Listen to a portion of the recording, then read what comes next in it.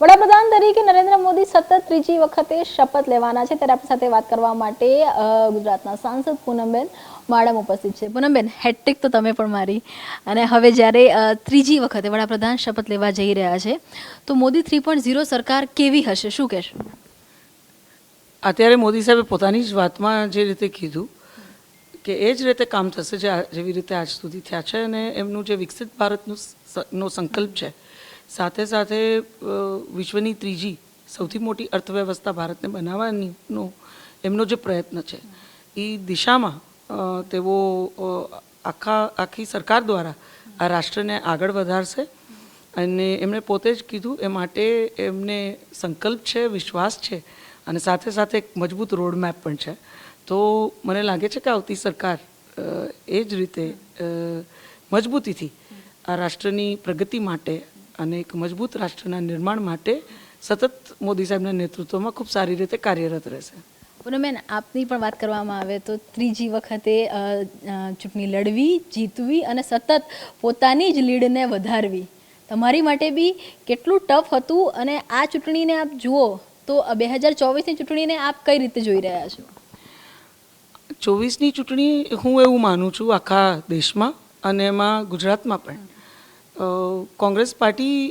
જે રીતે ચૂંટણી લડી એ માત્ર અફવાઓ, વિભાજનો, જ્ઞાતિ જાતિ, ખોટી વાતો સોશિયલ મીડિયા પર લોકોને ક્યાંક પોલરાઇઝ કરવા, ગેરમાર્ગે દોરવા, એ હંમેશાથી એક ઓપોર્ચ્યુનિઝમવાળું એમનું પોલિટિક્સ રહ્યું છે, ને એ જ પોલિટિક્સ આપણે બધાએ જોયું. જ્યાં સુધી મારી વાત છે, હું સૌથી પહેલાં તો નાગરિકો, જે હાલના સર્વે નાગરિકો છે, એમનો ખૂબ ખૂબ આભાર માનું છું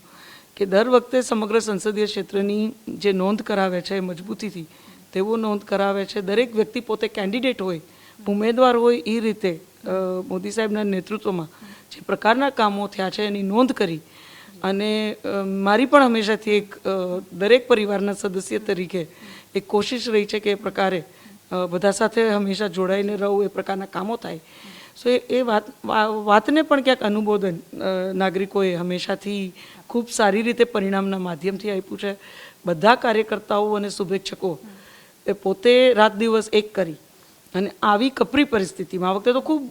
ચેલેન્જિંગ માહોલ હતો, ખૂબ કપરી પરિસ્થિતિ હતી, ઘણા તજજ્ઞો, ઘણા વિરોધીઓ અલગ અલગ વાતો અને અફવાઓ ફેલાવતા હતા, પણ એ તમામને મને લાગે છે પરિણામના માધ્યમથી આ લોકોએ એક મજબૂત જવાબ આપ્યો છે. અને હું આ નાગરિકો હોય, સમર્થકો હોય કે કાર્યકર્તાઓ હોય, એમનો આભાર માનવું એટલો ઓછો છે. ને હું હંમેશા આ વાત કહેતી હોઉં છું જ્યારે તમે કહો કે ત્રીજી વખત એક નવો રેકોર્ડ, તો એ રેકોર્ડ સર્જવામાં હું કોઈને સાચા અર્થમાં જો જસ આપતી હોઉં, શ્રેય આપતી હોઉં, તો એ સર્વે નાગરિકો, કાર્યકર્તાઓ અને સમર્થકોને આપું છું. પૂનમબેન, આપે તો રેકોર્ડ સર્જ્યો, આપની લીડમાં વધારો થયો, પરંતુ જે રીતની ભાજપની વાત હતી અથવા ભાજપની જે તૈયારી હતી, 400 પારની આખો એક નારો હતો, જે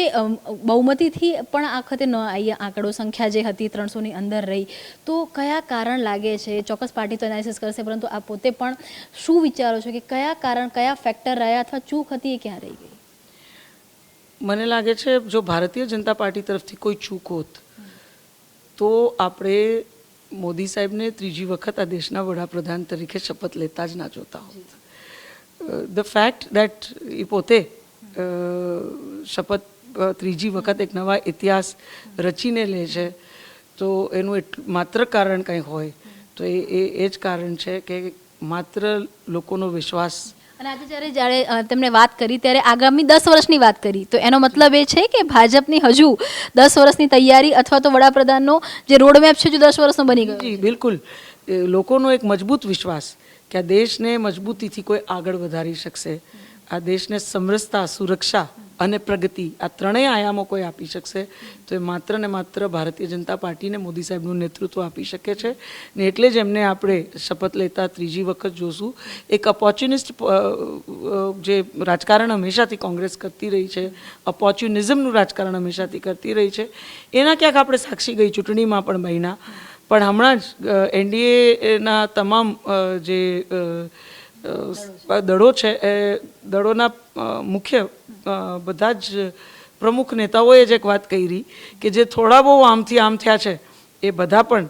ટૂંક સમયમાં જ એનડીએ અને ભારતીય જનતા પાર્ટીમાં આવી જશે અને ક્યાંક જે ખોટા લોકો અત્યારે જે આગળ આવી ગયા છે, થોડા બહુ મત લઈ લોકોને ગેરમાર્ગે દોરી, લોકોમાં ડર ફેલાવી, વિભાજનનું રાજકારણ કરી, એ પણ આવતા દિવસોમાં ફરીથી આ દેશની જાગૃત જનતા એમને મુંહતોડ જવાબ આપી અને ફરીથી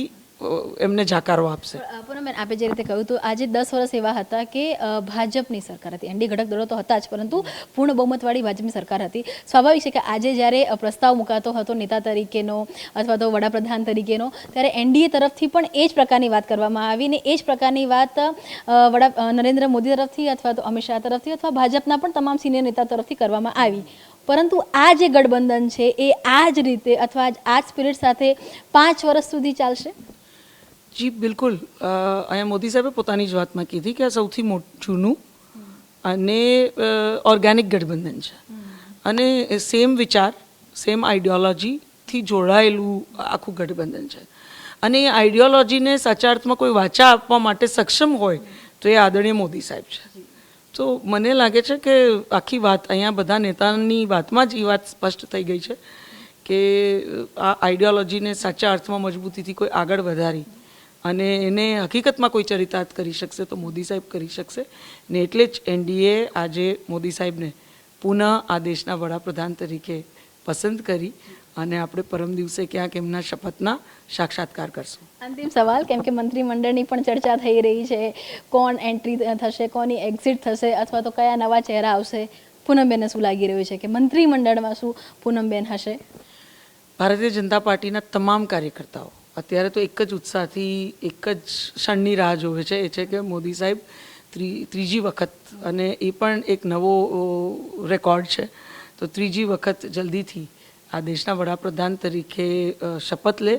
અને કોઈ પણ કાર્યકર્તા હોય, એ પૂનમબેન હોય કે અન્ય કોઈ પણ કાર્યકર્તા હોય, એ બધા કાર્યકર્તાઓ પાર્ટી જે જવાબદારી આપતી હોય છે એને સહજ રીતે નિભાવવા, નિષ્ઠાપૂર્વક નિભાવવા અને એમાં કેવી રીતે સફળતાપૂર્વક એ જવાબદારી નિભાવવી એની માટે હંમેશા થી ક્યાંક સંકલ્પબદ્ધ છે અને એમાં કોઈ પણ મંત્રી બને, એક પાર્ટીની આખી વ્યવસ્થા એવી છે કે જેને જે જવાબદારી મળે પણ એ બધા એકબીજાના પૂરક બની, એકબીજાની શક્તિ બની અને ક્યાંક પોતપોતાના ક્ષેત્રમાં એકબીજાની સ્ટ્રેન્થ માત્ર કામોના માધ્યમથી વધારતા હોય છે અને એ વ્યવસ્થા પાછલા 10 વર્ષ રહી છે અને ભવિષ્યમાં પણ મોદી સાહેબના નેતૃત્વમાં રહેશે. ધન્યવાદ અમારી સાથે વાત કરવા માટે. તો સૌથી વધારે જે ખુશી છે એ જો ભાજપના સાંસદોની વાત કરવામાં આવે તો સ્વાભાવિક છે, કેમ કે વડાપ્રધાન તરીકે સતત ત્રીજી વખતે નરેન્દ્ર મોદી શપથ લેવા જઈ રહ્યા છે અને તેની સાથે જ વિશ્વાસ પણ વ્યક્ત કરી રહ્યા છે કે જે એનડીએ ગઠબંધન છે એ ઓર્ગેનિક ગઠબંધન છે અને એ 5 વર્ષ ચાલશે અને જે રીતે જે પણ લોકો અત્યારે નથી જોડાયા એ આગામી સમયમાં પણ એનડીએ ગઠબંધન સાથે જોડાશે. કેમેરામેન ઇમરાન સાથે કિંજલ મિશ્રા, TV9 દિલ્હી.